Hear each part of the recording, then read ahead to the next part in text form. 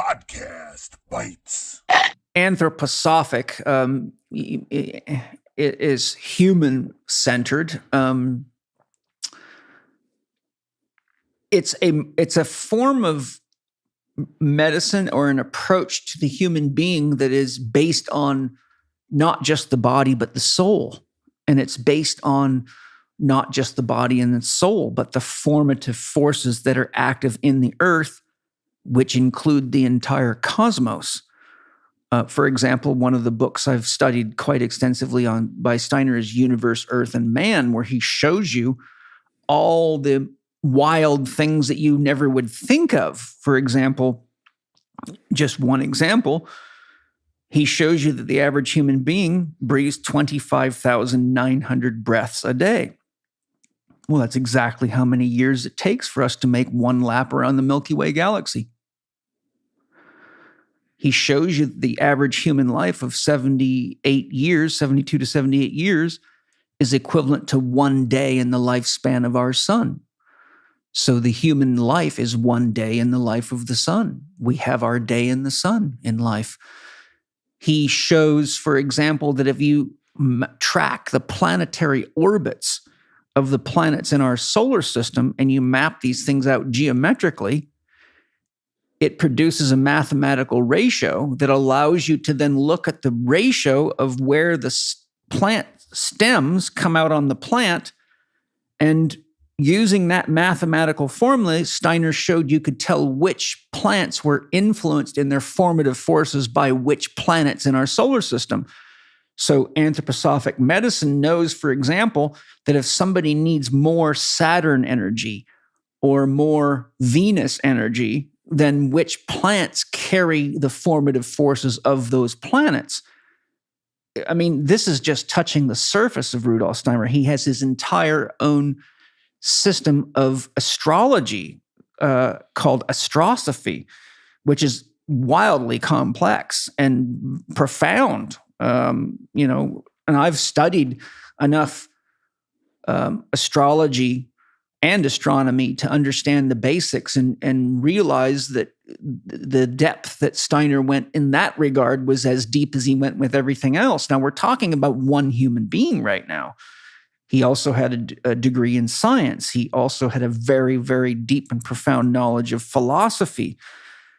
So, when you look at anthroposophic medicine, it's really a form of medicine that looks at what a human being is, not from just a physiological perspective like typical Western medicine, but what are we as souls? What is consciousness and what is consciousness for? And what happens if we don't move consciousness through us? For example, in Steiner's teaching, he talks about the fact that every sentient being in the universe has one commonality, that they bring things into themselves from the perceptible outside, and those things become unique within us because we then put something of ourselves and move it back out into the world.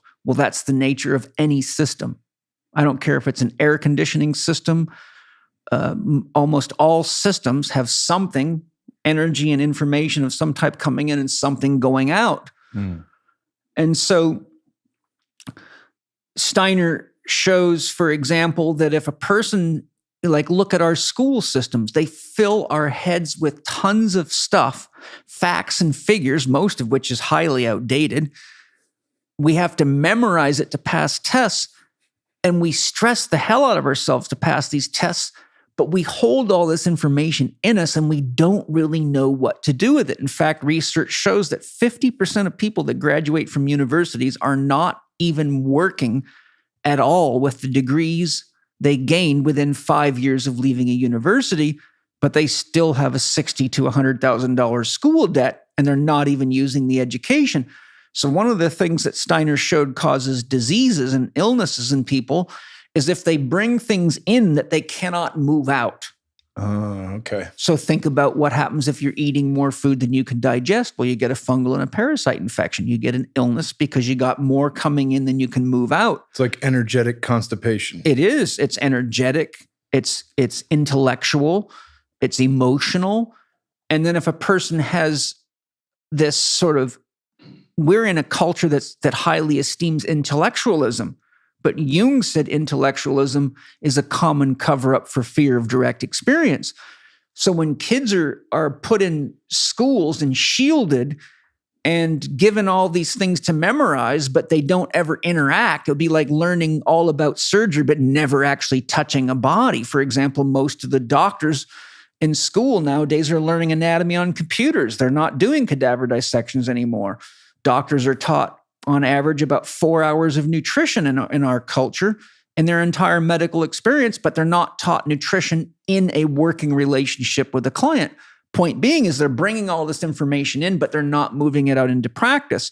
So anthroposophic medicine really looks at what is a human being, what is that human being's relationship to other human beings, starting with the family structure, looking at the environment, then moving from the earth to things like the influences of the moon and each of the planets in our solar system. He was a master alchemist as well, very mastery. He studied Paracelsus extensively. So anthroposophic medicine is also unique in that anthroposophic medicine doctors go through training that requires them to apply the principles to themselves. Just like to be a Jungian analyst, you have to do 4 years of analysis with a highly trained analyst who will take you right into your shadow and guide you through to the core of yourself so that you become really, truly healthy and whole psychologically before you guide anybody else.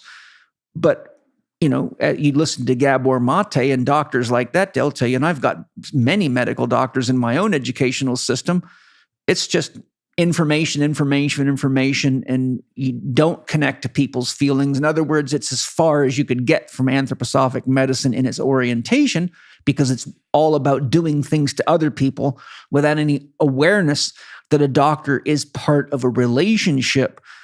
So anthroposophic medicine is a lot about the relationship, and the doctor is part of the healing relationship, just like a psychologist is part of a healing relationship or a skilled therapist is part of a relationship. So the doctor's on the journey with you. It's not just doing to, it's doing with. And so, in a nutshell, anthroposophic medicine is really something far deeper and far more holistic than most people in our culture can even fathom, because they don't really understand what holism is, because they've never developed their right brains properly. So everything's just what somebody else is telling them to do. And we dissect everything and compartmentalize, and this system has nothing to do with that system within the body. The heart and the lungs are separate. All these things are different. One has nothing to do with the other. They're all in different zip codes. Yeah. How you think and feel has nothing to do with your gut or what you put in your body. That's that's part of the misconception. There's something I'd like to share with you, because I've studied so many of these people, and you guys on the camera, you're only seeing a small amount of my library. There's a whole other room full of books, and my wife's office is full of books, and I have books at home and things like that. There's thousands of books here, and I've probably spent a good $400,000 or $500,000 on all these books and studied thousands of them. But Carl Jung is one of the most important influences on my approach to the Chek system, and I've studied them in parallel as well as many others. But what I'm leading to here is a deep insight that has to do with anthroposophical medicine. And what I want to share is an insight that Jung came up with on his own. And I want you to listen to the parallel. Rudolf Steiner said that when a person's healing from any kind of chronic illness or disease, the anthroposophic physician must help the patient identify what the secret story they continue to tell themselves is. And once they identify what the secret story is, they will be able to see where they're creating or participating in the creation of their own illness. Carl Jung said, whenever someone with chronic physical, emotional, or mental problems came to him, his first question was often, what is the unmet task you're avoiding? Well, the unmet task cannot be identified until we listen to the secret story we keep telling ourselves about who doesn't love me, or who expects this, or I'm not good enough, or, the whole thing, everyone's got one. And now, to show you another parallel, one of my other great teachers and mentors is Ken Wilber. Ken Wilber says, to the degree that the story you tell yourself does not match the story you tell others, first you will become fatigued, then you will get sick, and then you will get a disease. Damn. Avocado, motherfucker.